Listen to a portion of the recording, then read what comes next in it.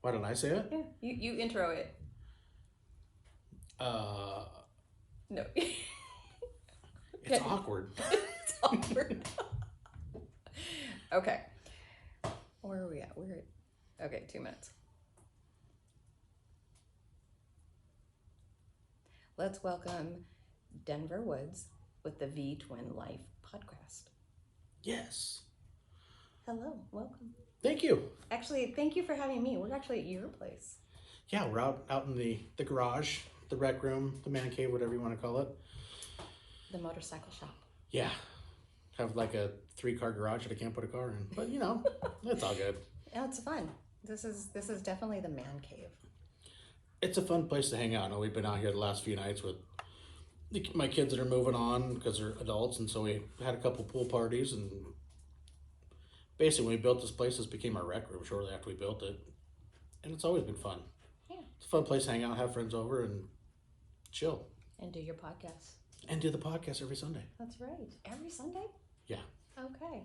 So I actually got introduced to you through my friend Jenny, who was doing her podcast, Living Behind Her Bars. Mm-hmm. And you were one of her first guests on her podcast. And that's how she was very early in mine. Yeah. I'm curious, I got to look back. Yeah. Both of you were doing about 2020 is when you started. And I have watched your podcast grow. And then you brought on the YouTube channel, and you have just, keep going down those mileposts. I love that, by the way. That is so awesome. 3. She was the 4th one. All right. October 21st, 2020. Now that you think back that far, what comes to mind? How far it came, I didn't know what to expect, really. I just, that was during all our lovely COVID times, and it's like, I got to find something to do. I need something an outlet, an avenue, something. And I figured, I talked to my wife, Amy, like, what do you think about trying this? She's like, go for it. She's like, you can talk. I'm like, all right, let's give it a shot. And it blossomed way more than I thought. And, the support and the feedback and everybody that follows it came together, and everything has just been amazing. I didn't think that, I guess now we're in 24 going on 4 years of doing it. It's like, it's crazy. I mean, there are times, I do mine on Sundays, like in the summer times, I'm doing a lot of my Mile Monster stuff and other motorcycle events. During the summertime, I'll slow down. I won't do them every Sunday just because of events, or it's riding season. It's riding season. That, and if you got family events like in the holiday times, that you take breaks, because it's not my job. It's something I do for fun, and that's, I think, one of the biggest things that has made it last and a lot of fun is I don't treat it as a job. It's just something I enjoy doing. I don't make money at it. It's just fun. Mm-hmm. And it's like I've always said in all my episodes, the biggest reward for me doing this is the friendship I've made with every person I've had on. The connections. Mm-hmm. Yeah. And the friendships and the network. And it paid off well when last week when my son-in-law and my daughter were moving, they went to turn the U-Haul around to leave, and they actually got stuck in the driveway. And it was a 26-foot U-Haul. It's big, and they had no way of getting it out. And, called my buddy Mikey, who's been on the podcast, got to know he's up in Cedar Woolley. He was leaving Ferndale. He's like, dude, I'm on my way. He goes, I can be there in a little over an hour. Send him my number. He goes, I'll get that thing out for you one way or another. Mm-hmm. And that friendship is partially because, of doing the podcast. Mikey was on, he was milepost 69, and I got to know him. He puts on some great rides in the Northwest, up in the Skagit County area. He's a captain with the volunteer fire department, and he does a lot of stuff for the community and the firefighters and different events, fundraising stuff to help out, their communities. And he's a great guy. He became a great friend, and that's it. Kind of one of those moments where it came full circle. That's awesome. Yeah, and actually that's how I met Jenny, was through motorcycles. We had our first Olympia, the Lita's chapter branch meeting, and she showed up, and her and I just clicked instantly. And at the time, she worked for Harley Davidson, and they sent her there to round up some girls for some business, and Yeah, I mean, I have met some amazing people through social media and motorcycles. I mean, that's, been the biggest thing for sure. So you got started, and then how did you get into sponsorship? I mean, because you've got sponsors now. I mean, what am I? I'm milepost what 126. 126. So 126 episodes you've done, Mm-hmm.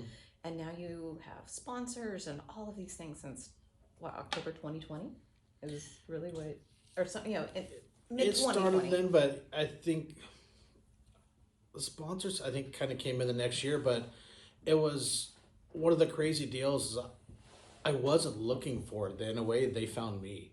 That's awesome. I mean, it started with Crash Inc. with Brad Columbus, who, one of his big T-shirts that he pushes is PMA. He's got positive mental attitude, and Brad is huge about it. Mm-hmm. He's the biggest supporter, face itches, of everybody, and we became amazing good friends. And he came on, I was like, "Hey, I want to help this girl." He's like, let's work together and do something. And basically, the sponsorship wasn't a monetary, it wasn't money wise. They could, trade merchandise for advertising. Mm-hmm. I mean, I got all of his shirts. He'd send me hats, new shirts come out. He'd drop them in the mail, and he'd just been a huge supporter. Sharing all the posts, and like I said, the friendship out of it was super cool. And then it came with Wild Ass. Mm-hmm. Craig Johnson came on. He's like, "Hey, how did they come apart? Come around and be a sponsor." And basically, it was Craig was kind of a similar deal. He's like, I want to do something," and he's like, "But I don't want the notoriety if you don't like my product." Right. He's like, "So I'm going to send a cushion." He goes, "I followed." He goes, "I'm going to send one for you and your dad." He goes, "Because I've noticed by listening, your dad's one of your favorite ride partners." He goes, "So you spend some time in my seat." He goes, "I don't care if it's 6 months." He Mm-hmm. goes, "If you like it, then let's talk and we'll do something." He goes, "But if it's just not your thing," he goes, "Cool." He goes, I that's how I work." And I thought that was awesome. And then it just grown. Then Custom Dynamics, they came on, wanted to help out, especially with a lot of the charity riding and the long distance riding I do. They wanted to outfit the bike with lights for safety reasons, and upgrade the lighting. Not only see better at night, but the way I see it, also to be noticed more during the daytime, because they do have some amazing lights and they are bright. And I don't think you can have enough lights on a motorcycle to help you be highly seen. agree. I highly agree. Yeah, exactly. And yeah, it's been crazy how everything's came together. That's awesome. That's what I look forward to. I mean, I'm just starting. I should hit 10 here in a couple weeks. As far as episodes go, and but yeah, just meeting those new, those people, the newer people. And speaking of Wild Ass, I'm sitting on a Wild Ass right now. That's right. I like it. They are nice. I know, I'm all like squishy, squishy, squishy. and that could be too. It might need to have a little bit of air taken out of it, because from being in the car, I think it's overinflated. Well, I just drove 2.5 hours to get here, and so yeah, I've had 2 back surgeries, so this is great. My hiney's happy. They are nice, cheaper than a new seat, and can put you in comfort instead of spending thousands. Yeah, exactly. They're a good product. Yeah, well, and I have multiple bikes, so I could swap it out. Mm-hmm. So that's what's really great about that. We were talking about some questions and everything, and one of the questions that came up was a community events. Mm-hmm. And which one in your community, or motorcycle event that in your community, that you really attach yourself to, that really means something to you? I like to go do the 9/11 ride that the Fire and Iron Club out of Skagit puts on. I think was House 152. And I've always been a patriotic person. I wasn't, I didn't serve in the military, but it's one of the highest honors that I have respect for. And, with the 9/11, it's just something that I hold dear, close to my heart. I spent 8 years working in Department of Corrections. I've, walked a line that many don't, and many don't understand. And it's just, I have respect for that. And with the 9/11, it's just one ride that I'd always try to go make that I really enjoy being a part of. That's awesome. For me, it's the Olympia Toy Run. Even before I had a bike, I would go over with my kids. We'd have breakfast, then we'd walk over or go to the event, because, it's about the kids. Mm-hmm. And you see everybody, all of the the clubs, the motorcycle clubs all come together. Everybody's getting along. Everybody is just pitching in, whether they, it's funds or toys, and the thousands. I think, it's like 10,000 people. I think has probably been around the most is 10,000 bikes, and doing the whole parade thing down through Olympia and all of that. It just puts you in the happy mood, the giving and everybody coming together. I think, that's mine. The Olympia tour, I haven't done it. I've seen a lot of pictures and whatnot, but it does seem to draw a very large crowd. It does. Even with COVID, it's just now getting back into, people coming back out and doing that. So, yeah. So another question I had for you is, you're all the way up here in the peninsula, and I'm down in Olympia. Yeah, I'm not in Seattle, so no. Just gotta get that out there. Yeah, I don't know. No Seattle. No, I can't even remember how that joke started that I'm in Seattle, but it's a joke that doesn't die. Because that's anytime you're traveling, in different states, I usually say I'm from Seattle because they don't know where Olympia is, even though it's the capital of the state. Yeah. I'm like, do you know where Seattle is? Okay, yeah, I'm like an hour south of there. But yeah, so rides. What is the furthest ride you've done from here? Furthest from here? I think the ride from here to Irvine, California, because I think that was farther than Sturgis. That's a good one. That's about the same distance almost. They're pretty close. I think that you're right. Yeah, for sure. Yeah. So what was the most memorable part of that trip when you took it? Which one? When you went down. Down to Irvine. The most memorable part was the whole reason behind it. It was one of our heroes when I do a lot of riding with Wild Monsters Inc. We support. We have 5 families we help and support, and some boys that we help them live their best lives as our motto. They're fighting a disease that has no cure, Duchenne's muscular dystrophy. It's a rare form of muscular dystrophy, but it only affects young males. And going down there and seeing the smile on Turbo's face when I pulled up at his birthday party. He's confined to a wheelchair. He's lost the use of his legs, and the disease is taking a toll. Mm-hmm. But to see the smile on his face, I went down there. He had myself, Michael Nielsen, who lives actually right down by you. I think he's in Tumwater. Oh. He rode down there. He had Frank Orlando out of Yakima. Andrea Tooney, she came down she's down on the coast of Oregon. You had a couple guys out of Texas that rode up, and of course Riot rode over from New Jersey, and it's what we do to support the boys. And for that one, it was the smile on his face just made it all worth it. It always is, for sure. Because that was a turn and burn run. Get down there. We got Friday night, like 8:00. Had a place to sleep for the night. Went to the birthday party the next day, and then rode back home. I've done a couple of those. Yeah. Yeah, absolutely. So I kind of want to take a twist on this. So we are both motorcyclists. We're both podcasters here in the Pacific Northwest. From a male's perspective, do you see more and more women or females getting into the sport? Yes. Okay. You do notice more of them, and I think right now it's the largest. I looked this up a little while ago. It's the largest growing demographic in motorcycles right now is female riders coming in. It is.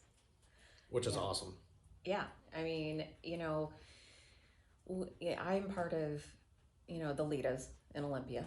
That's the branch. I've been part of the LIDAs organization since it began. So I think it's like 2015.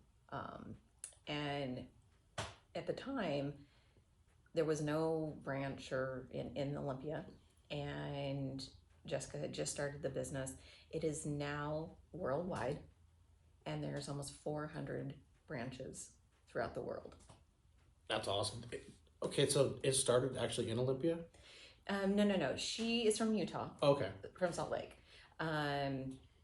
And then when I met Jenny, gosh, it'll be 5 years, I think. In June is when the Olympia branch, and Olympia branch was the second one in the state of Washington. Okay. The first one was actually originally called the Puget Sound branch, and then Seattle brought it back to life, and they changed it to the Seattle Litas.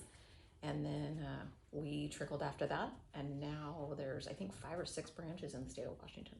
That's pretty cool. It's cool to see the growth.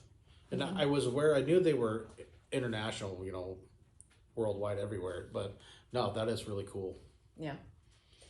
What would you, because you've been in motorcycles for years. Mm-hmm. You know, you started out in dirt bikes. Yeah. And so what is one thing that you would, you know, tell a female rider right at the get-go? Like, what is the one tip that you would give her? That's a good one. It's so hard being on the other side of the mic. I'm not used to this, but it's fun. But I think there's more than one. I think the biggest thing is, I would say one is get the proper riding gear. I love that you promote that, and I know that that's from a personal experience. Yeah, I mean, having the proper gear, and even if you've ridden a little bit, you know, a lot of the Harley dealerships know they put on riding classes. Don't be afraid to sign up for one, or, you know, go take a motorcycle safety course and just get more familiar, you know, with the machine you're riding. Mm-hmm. You know, find one ergonomically that fits, that's comfortable for you. Just because, you know, Steve down the road has this, it's like, oh, I got to be like him. Find something that fits. Make your bike a part of you, but make it so it's comfortable, and then just learn it. And then say you ride just throughout the, you know, a Sportster, maybe, you know, you find a nice V-Star. There's so many bikes to get into that you can get into them very comfortably, you know, reasonable prices, whatnot, for a great used bike, and get comfortable with it, learn it. And then as time goes by, as you get comfortable, you've kind of figured that, you know, you've really got yourself dialed in, your skills are going great, then sure, upgrade and find, you know, something else that fits, but be comfortable and ride within your realm. I think that is solid advice. That is absolutely perfect, because, you know, I know we have people that come up to us and say, you know, I'm looking for a bike. What do you recommend? And I go sit on a bunch of them. It's like Cinderella in the slipper. Mm-hmm. Just because this fits me does not mean it's going to fit you. Exactly. You know, go try everything. And, you know, some people really push the Harleys, and some people push other things. You need to, you know, everybody has their own style. Mm-hmm. You know, and as far as safety gear, I'm all about it too. Yeah. You know, you know, I know that because, you know, we were setting up, and you got a phone call, and somebody goes, hey, show me your head, because this is why we wear a helmet. Yeah. So tell me the story, because, you know, I know the story, but I hadn't seen the scar. But well, I mean, I had a helmet on. I got in a wreck when I was a young teenager practicing for a motorcycle race, and I went head on with another bike on the track, and it actually broke the helmet in half on impact. Wow. And then in that process, I broke basically every bone in my head and had my head reconstructed from my lips up. Oh, wow. How old were you when that happened? Because that had to have been... I was 13-ish. Wow. That's a pretty big thing to happen at that age. Yeah. Especially when you're growing, you're already having, you know, like who am I? And, you know, that whole, yeah. Yeah, that was quite the moment. That's a whole nother podcast, isn't it? I've delved into a little bit of it, yeah. Because, that was, 6 weeks in the hospital in Seattle. Mm-hmm. Yeah. Well, for me, I had started out with a full face. I went to a quarter or 3/4, then I went to a half, and then I had 3 really good friends that I rode with get in accidents, just boom, boom, boom, within like 2 months of each other. And one was in ICU for quite a while with a head injury. The other one literally just rolled off her bike and was fine. And the other one also had a lot of injuries. And at that time, I looked at the bikes, the speed, and what they were wearing based on their injuries, and then how the family was affected. You know, it wasn't just the rider, it was all of the love and the support from everybody else around them, how they were being affected by that person's decisions of what they were wearing at the time. Yeah. And so, That's a good point. And right there, I said, okay, I'm going back to a full face helmet. I don't wear it for myself. I wear it for my loved ones.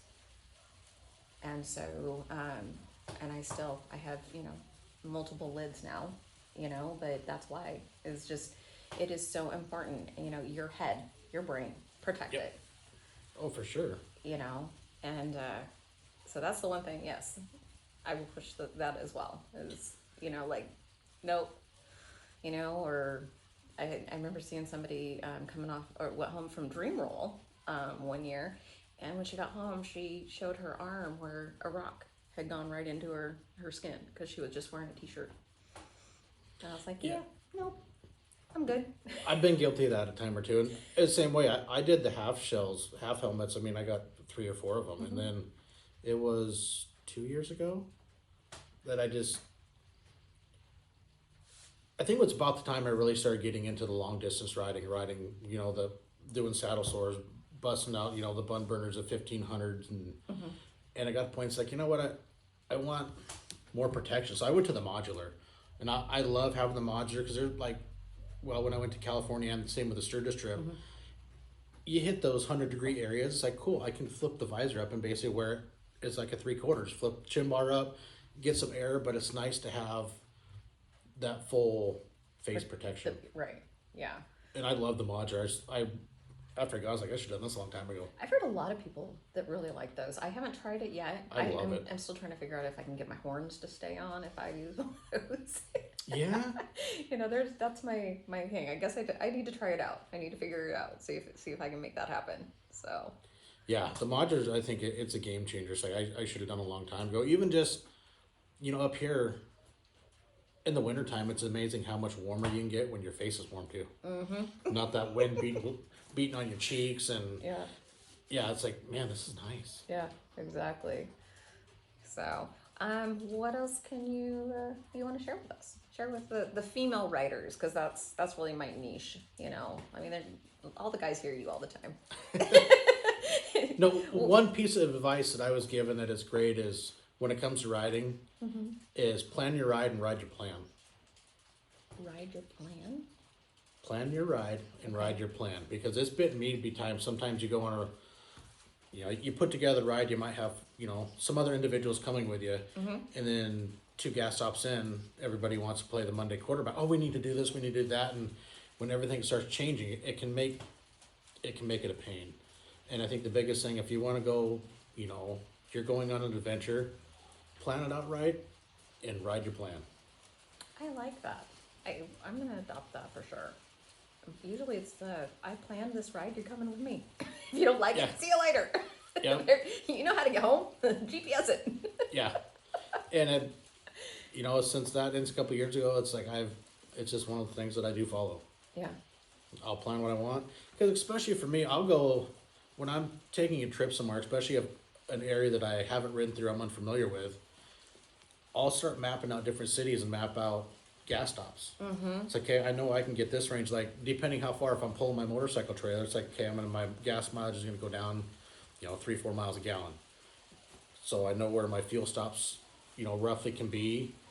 But then I also carry 2 1-liter fuel reserve bottles in my saddlebag or the trailer, which those have came in handy a time or two. Oh, I hear that. I tend to push it sometimes and run out of gas. No. Yeah. How many times have you run out of gas? Last summer, twice. Last summer, only twice? Okay. Well, do you do it twice a summer? Yeah, I did.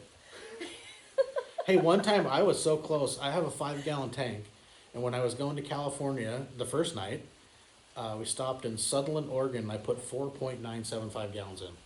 Congratulations. And then I made it to Weed, California, and the gas stop was like 2 blocks away when I ran out of gas uphill. It's like, well, time to dump that fuel bottle in. Yep. And then the other one was coming back from Sturgis with Amy.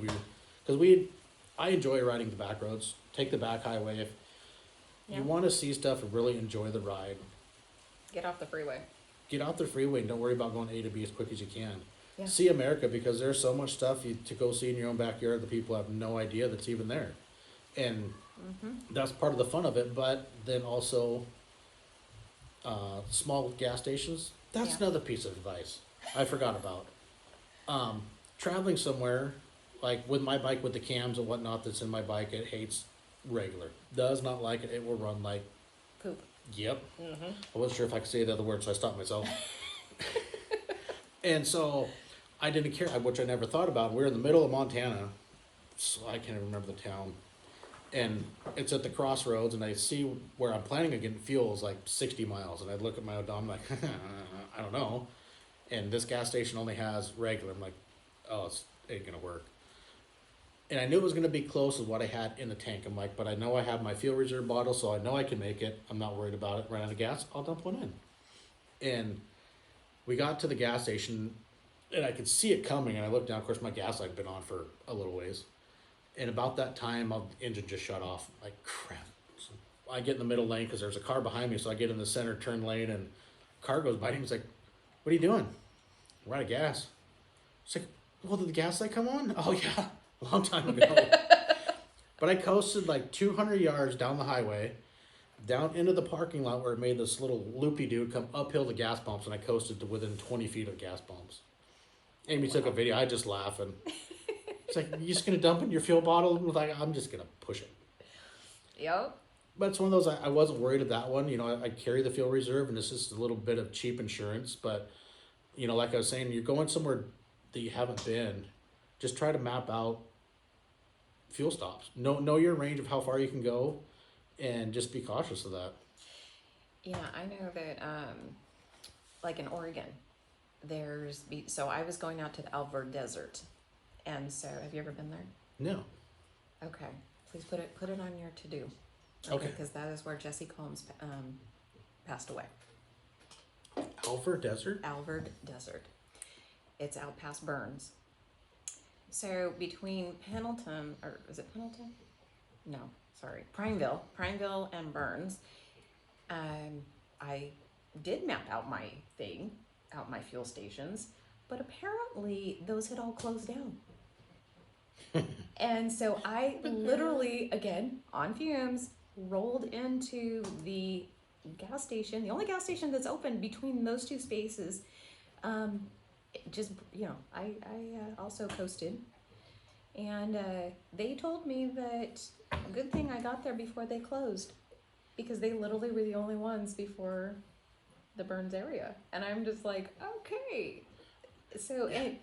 So, yeah, but fuel bottles, I always carry one, just, you know, my metal one, I carry it, and people are like, why, just in case, you never know. And I've had to give other people, I've dumped it in other people's, but, you know, you just never know where those gas stations are. Yeah, or I had one like that. I had a planned stop because Google says, hey, here's Chevron. Yeah. Way out in the middle of Eastern Oregon on one of my trips to Idaho. And I pull in there to get fuel because my fuel light's on. Guess what? The station is under construction. It's not built yet. See? That's I'm like, crap. Yeah. And I made it about another 100 yards on the highway and I ran out of gas. Yeah, and that's why, like, when we're on rides with the girls, they're like, oh, well, how far is the next gas station? I said, it doesn't matter. We are stopping as much, you know, every 100 miles. Fuel up when you can, because you don't know. You know, whether your tank is big or little, you don't know where we're going to stop next. So just, if everybody's stopping, fuel. You know, because we've had people keep going, and I'm like, I zoom up to the front and go, I'm almost out of gas. Well, I thought you filled up over there. No, just that one person did. You know, like, it's a big deal. When, you know, you need to know what size your tank is.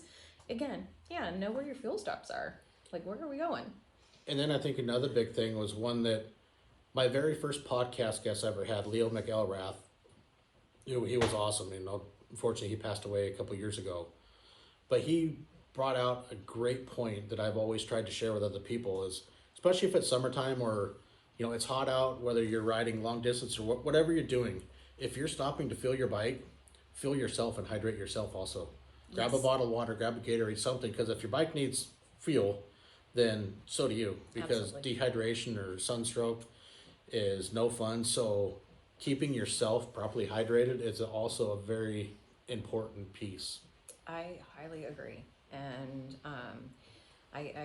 we definitely are always saying that with the girls. We're like, hey, everybody drink, whether it's a Gatorade, water, whatever. We're here, hydrate. It's very, very important. And for me, it's like I've gone to running with a tank bag, especially for, I don't know, it's like when I've gone to a lot of these big, like the Hokahay, I don't know if you're familiar with that, when I got to go meet a bunch of little guys in 2022 when I went trip to South Dakota. It's a 10-day, 10,000-mile endurance charity ride. And, it's a challenge if you can hit it because you're not running interstates, you're running all back roads. There's no hotels allowed, you sleep with your bike. No GPSs, it's handwritten turn-by-turn directions.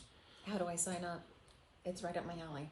I love this. There are some stipulations. Oh. But apparently a girl? No, women can ride it. American-made bikes only. Okay. No performance awards allowed, so AK, if you get a speeding ticket, you're done and disqualified, you can't finish. Okay. All right. And it's cool. I mean, you go... have to go get another bike. No, you never know. It does. It means I have to buy another bike. Mine no, American made. You can Google it. It's pretty cool. I mean, it does. You kind of got to go through an interview process because they won't let just anybody ride it, which I think is smart. I think that's great. Because it is a severe challenge mentally and physically for that one. I love it. But when I went over to see a lot of those guys, there was so many of those guys, looking at bike setup. Mm-hmm. I mean, some were crazy. There were guys that had infrared FLIR cameras on the front of their bikes with tablets on the handlebars for riding at night for seeing wild animals and stuff. 'Cause, I mean, these guys they're next level riding.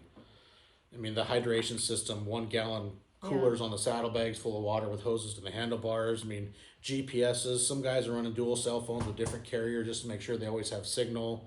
You got your GPS spot wallet trackers on them, and that's wild to me. That's everything. Really wild. But then I seen so many guys running tank bags. I'm like, interesting. I mean, I used to do it on my sport bike, and then when I really started getting more into it, it's like, this is smart, especially there again with the modular helmet. I'll keep my big hydro flask. I have a 34, 36 ounce, whatever it is. Mm-hmm. I'll fill it with water and, fill it full of ice and water, and I can go down the road, flip visor up, and just drink as I'm going as I get thirsty, which is another nice thing of the modular. Then I just put my hydro flask back in my tank bag. I have a hydro flask story. So I was coming back from Hell's Canyon rally, and I had my hydro flask tucked underneath the net on top of my saddlebag, so I had it, right? And we're riding along down the freeway, and, we got up, north of Portland, and I feel this thunk on my heel. And I go, what's that? And I turn around and I look back, and my hydro flask is literally going down the freeway, and traffic is spreading out like it's a bowling alley. Like, everybody's like, get out of the way of my hydro flask. Oh. So. Was like last year, Monsters Over Mountains is a charity ride I put on every August for Mile Monsters. We do 15 to 1,600 miles in 36 hours or less. And we were going up around Flathead Lake, up somewhere in Kalispell, and stopped at a fuel stop, and I'm going to leave, and I look down, it's like, crap, my brand new highway peg is gone. Uh-oh. And I'm like, wow. One of the guys walks up, he's like, that makes perfect sense. He's like, because about 10 miles back, something really shiny went flying right by my head off the pavement. Would have been it. And I had that with my motorcycle trailer when I got that last summer from a good friend who followed the podcast and, gave it to me. One of the paddle locks that hold the lid shut, it had ripped out and actually bounced off the concrete, hit the bottom of his boot, riding behind me. I'm like, I'm glad that hit your boot, not like your windshield on the bike or something. That would be bad. Yeah. Sure. The big heavy locks. Wait a minute. Aren't you a truck driver? Yeah. Okay, aren't you supposed to secure your load? It was. The lock, it pulled the entire locking mechanism right out of the trailer. I have to replace the whole thing. But yeah, you get there, I'm like, what the hell? I'm missing one. Mike's like, that's what hit me in the boot. Like, oh, that would hurt. Oh my goodness. Okay, so one last thing. What would be, so we're going to wrap this up. What is one last piece of thing you want to tell my listening community?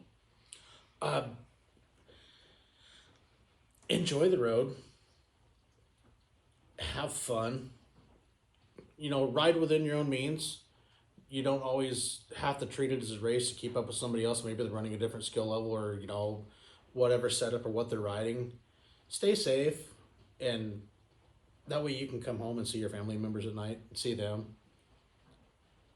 I think is a big thing. I know I'm, in a way, I myself will, we all do in your ride. You push the envelope. I mean, even just being on a motorcycle, you're pushing, the envelope of safetyness because you're not inside a car like a cage, but just be safe and, respect for others.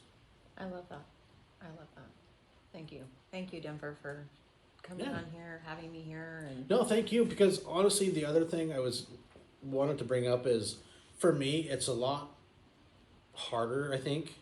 I've reached out to a handful of, female riders, but then some of them reply back and some of them think it's just some sexist thing. I'm like, no, it's not. I want to talk to other riders. But for me, I have somewhat kind of a generic message or whatnot, or, to reach out to people. So I kind of find somebody cool, I can paste it. I put together a nice one that in my notes. But for me, it's very hard to get female riders to come on. It's more difficult. Okay, do you all hear that? So if you hear that and you are interested in being on his podcast, reach out to him. Let me know. Yeah, because there's a lot of cool ass riders out there. Oh, there's tremendous, lots of them. So many. The female community is huge, and we want to hear everybody's story, right? We do, and I have one big one. Hopefully, she's trying to figure out when we can link up, which would be really cool. Is Stacy Wilt. Oh, she does Ride for Food, and I sent her a message, and so she's. When you do that, I want to talk to her. Been busy. Too. I want to talk to her too. I've met her. I believe I met her once at one of the Dream Rolls, but yes. So it would be cool for that one. I'm looking for. Hopefully, I can get a time frame lined up. But yeah, it's just if you enjoy riding, and you got that what we would call the passion for life with two wheels, you want to talk about it, share some stories. I'm always game. I love it. It's what I do. It's just my jam. That's perfect. And that's why it was a Vtwin Life, because Vtwin is made by almost every manufacturer, from Ducati to Aprilia to Yamaha, Honda, Harley, Indian. Almost every manufacturer has a Vtwin. It wasn't just to say, hey, I'm a Harley rider. I don't care what people ride. You ride, you enjoy it. Awesome. Let's talk and share stories. Absolutely. I love it. Well, thank you, Denver. Thank you.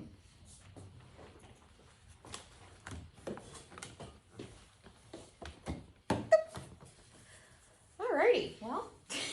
Cool. Now take a 40-minute break and do it again.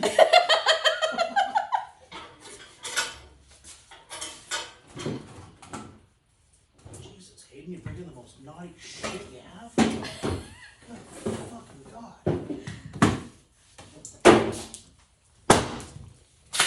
Oh, I guess I could turn off my recording.